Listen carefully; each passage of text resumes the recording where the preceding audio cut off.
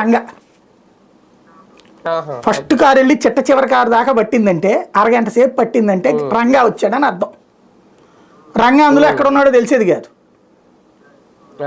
అప్పుడు ఇది చూసి చిన్నపిల్లలం కదా, అది రంగా గారు చూడు, రంగా గారు చూడు అక్కడ వస్తున్నాడు అంటే ఆయన పక్కన వాళ్ళు అంటా ఉంటుంటే ఇట్లా చూస్తా కూర్చుంటే ఏం కనబడేవాడు.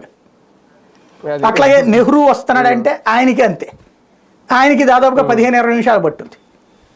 ఎవరు వెళ్ళారు అనేది అట్లా తెలుసుకునేవాళ్ళం ఆ రోజుల్లో.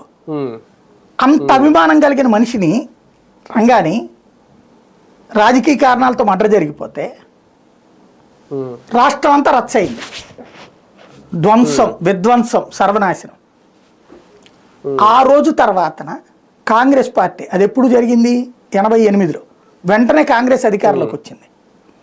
కానీ మీరు అబ్జర్వ్ చేయండి, కాపు సామాజిక వర్గం ఈ రోజు వరకు కూడా ముఖ్యమంత్రి పదవికి రాకపోవడానికి కారణమైంది అది ఇన్సిడెంట్.